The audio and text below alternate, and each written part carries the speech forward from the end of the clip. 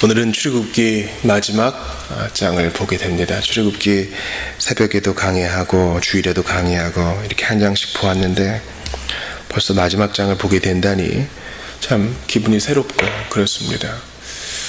이제 내일부터는 레위기를 보게 될 것이고 4월 1일 부활주일에는 레위기 4장을 고찰하면서 부활에 대한 메시지를 전할까 합니다. 어제의 성경 읽기 39장에서는 특별히 이 제사장의 그 예복에 대해서 우리가 볼 수 있었는데요. 두 가지를 좀 생각해 보아야 합니다. 즉 이스라엘의 이름이 한 군데, 두 군데 새겨져 있다는 이 두 가지 사실을 좀 보아야 하는 것입니다. 제가 이제 예전에 가슴이라 그랬는데 엄밀하게 말해서는 이 가슴 위쪽에 있는, 즉 이 에봇의 어깨바지에 각각 호마노 1개씩이 있는 것이죠. 각각의 보석이 여기 있어요. 그리고 이 각 보석에 6개씩 이스라엘 지파의 6 아들들의 이름이 기록되어 있는 것입니다.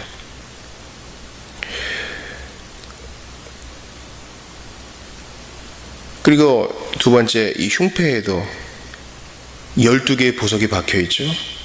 3개씩 4줄로. 또 각각의 보석에는 이스라엘의 12아들의 이름, 그 각 지파의 조상이라고 할 수 있는 12지파의 이름이 기록되어 있죠. 39장 6절에 보니까 그들은 또 호마노를 깎아 금태에 물려 도장을 새김같이 이스라엘의 아들들의 이름을 그것에 새겨. 그래서 에봇 어깨바지에 달라고 했습니다. 또 39장 8절부터 21절에 보면 아까 말씀드린 대로 흉패에, 가슴에 이제 그 보석들을 12개를 또 박아넣는 내용이 나오죠. 우리가 이것을 볼 때 이 레위기 전체에서, 출애굽기 전체에서 가장 중요하다고 할 수 있는 것들, 즉 우리 주님은 그들을 그냥 구출만 하신 게 아니라 하나님 앞에 예배하는 거룩한 제사장 나라로 만드시기 위하여 그들을 제사장의 예복에 새겨 넣으셨어요. 제사장의 기름 부음을 받으면 그들로 같이 기름 부음을 받는 것이죠. 그 기름이 흘러내리고 시편 133편에 보여주는 바가 성취되는 것이니까요.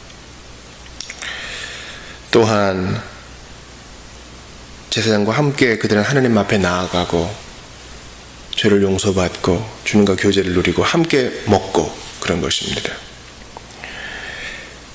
즉 우리는 우리의 교회의 머리 대신 예수 그리스도, 우리의 유일한 대제사장 안에서 우리의 이름이 그의 가슴에, 그의 어깨바지에 기록되어 있음을 기억하고 예수와 함께 연합된 자라는 사실을 항상 잊지 말아야 되겠어요.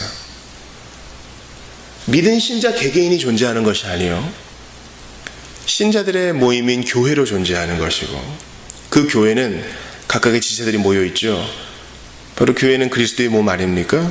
그리스도를 머리로 한 유기체로서 예수와 연합된 존재로서 각 신자와 교회가요, 그리스도를 통해 모든 복을 공급받는 거예요.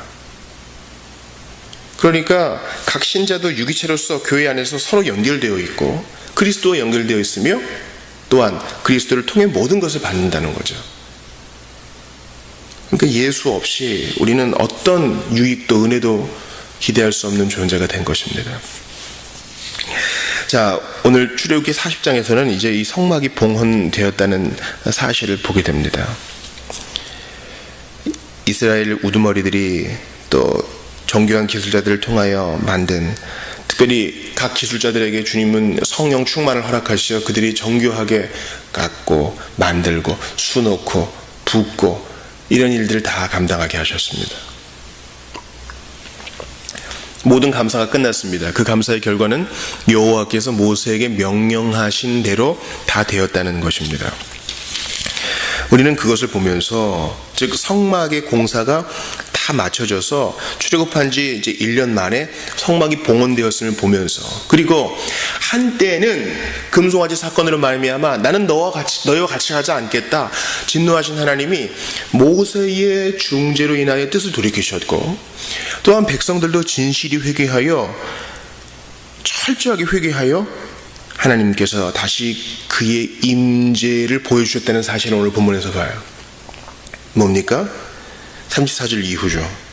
구름이 회막에 덮이고, 바로 이 구름은 샤키나의 구름입니다. 하나님의 임재를 상징하죠. 그리고 엄밀히 보면 이 여호와의 구름은 성막 위에 있는데 38절 보세요. 밤에는 불이 그 구름 가운데에 있음을 이스라엘 족속이 눈으로 봤다 그래요. 그러니까 이 구름 기둥, 그 불 기둥이 따로따로 있는 것이 아니라 그것이 하나의 기둥이라는 것을 알 수 있습니다. 이러한 쉐키나의 영광은 열왕기상 8장에서 솔로몬이 예루살렘 성전을 다 짓고 봉헌할 때에도 마찬가지로 임했습니다. 영광이 마소서 솔로몬 때처럼. 하나님의 영광은 구름 가운데 임하였습니다. 그의 영원하신 사랑, 그의 끝없는 자비, 무궁하시도다, 영원하시도다.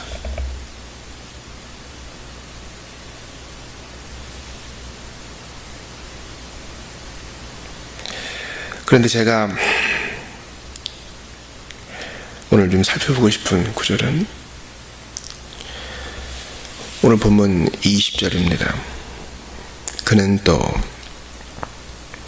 증거판을 궤 속에 넣고 채를 궤에 꿰고.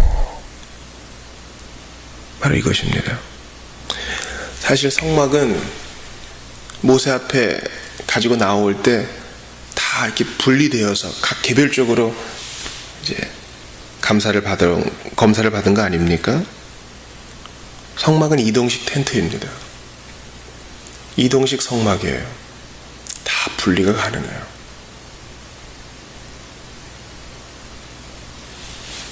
그래서 이러한 성물에 대해서 제사장 또 레위인이라 할지라도 함부로 만져서는 안 되고, 반드시 이동할 때는 주님이 만들라고 했죠. 이 고리를 만들라고 그랬어요. 다른 것에도 고리가 있는데 특별히 20절에 이 증거판을 궤 속에 넣고, 즉 증거판이 들어있는 증거궤에 채를 꽂아 둔 거죠. 여러분, 성막 전체에서 제일 중요한 게 바로 이 증거궤입니다. 그 위에 속죄소가 있고요. 그것이 지성소 안에 보관되어 있으니까요. 주님이 거기서 백성들의 죄를 사하고 대제사장을 만나겠다 하셨습니다. 근데 다른 데는 안 그렇고 여기에만 채를 궤에 꿰고 속죄소 안에 뒀다는 거예요. 그러니까 속죄소 안에, 이미 지성소 안에 이 궤에 채가 꽂혀진 채로 있는 거예요. 구름 기둥이 이동하면 언제든지 제사장이 들고 이동할 수 있게끔.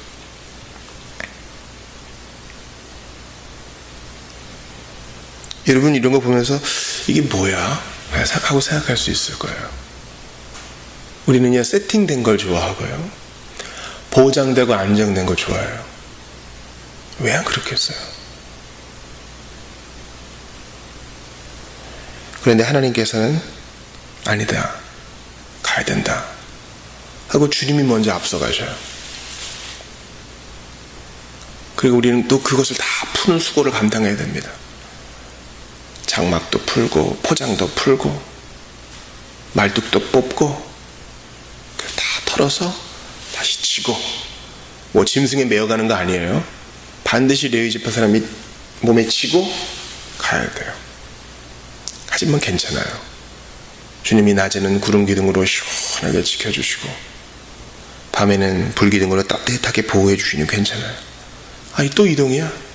여기 좀 괜찮았는데, 여기 물가고 애들 키우기 괜찮았는데.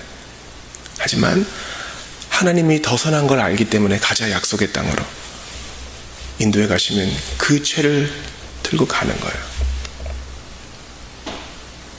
여러분, 제가 오늘 예배를 시작하면서 기도했던 것처럼 납득이 되기 때문에 믿는 것은 온전한 신뢰가 아니에요. 우리 선배들은 믿음을 세 가지로 정리했죠. 첫 번째는 지식이고, 두 번째는 동이고, 마지막이 신뢰예요. 참된 믿음은 신뢰까지 가는 겁니다.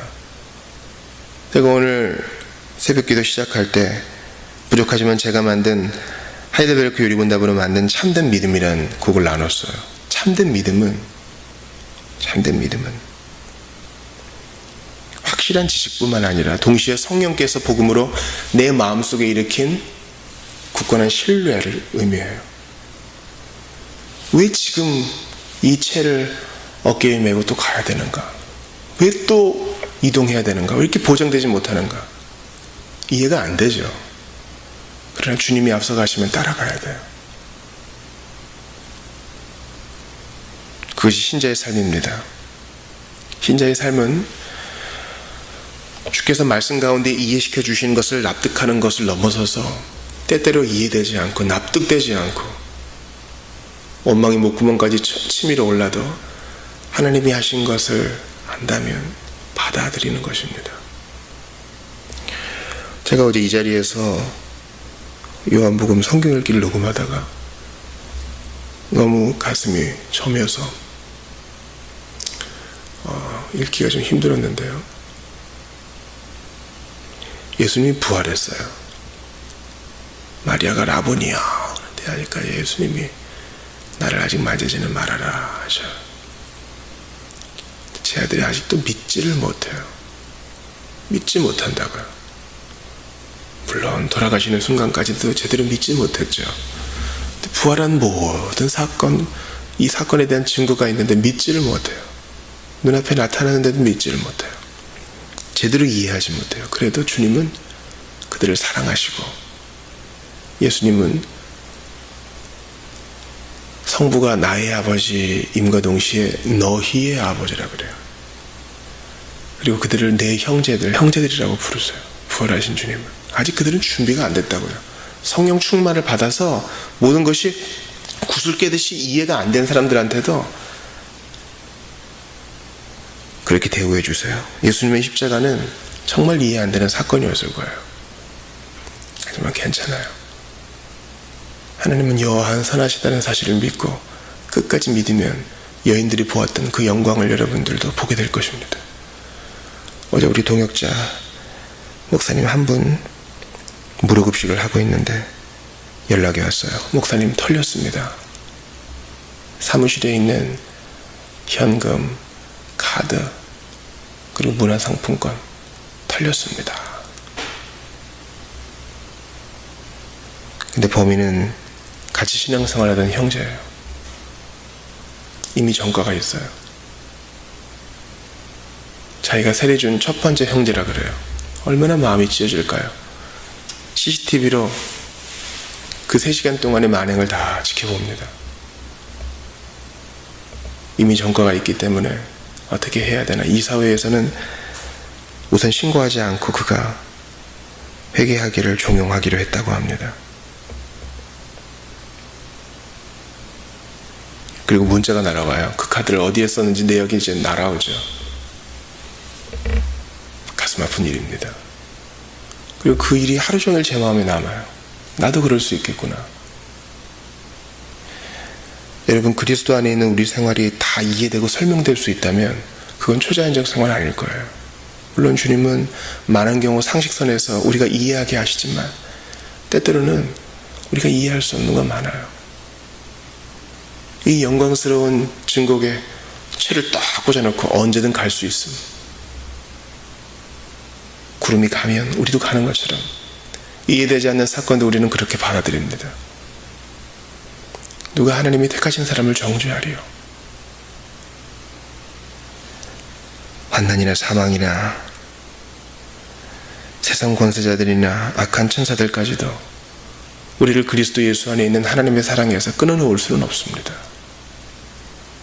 언젠가는 밝히 이해될 날이 오겠죠. 그러나 그럼에도 불구하고 바로 지금 주님을 찬양합니다. 그런 일이 있어도 사람의 생명은 건드리지 않게 하셨고, 그런 일이 있어도 본인이 있을 때 그 일이 일어나지 않게 하셨고, 그런 일이 있어도 교회 밖의 사람이 아니라 우리 안에 형제가 해서 그를 권면할 기회를 주셨고, 이번 일을 계기로 보안에 대해서 더 신경 쓰기로 마음을 먹을 여러 일들을 주신 것입니다. 그러나 또 모르죠. 더 밝히 이해되어서 주님을 찬양할 그날이 오기를 바랍니다. 출애굽기 40장은 증거궤에 꿰인 채를 언제든지 메고 구름기둥이 인도하는 대로 갈 준비를 한 사건으로 마칩니다. 우리도 범사에 주께 순종하여 주께 영광 돌리는 우리 모두가 되기를 바랍니다. 기도합시다.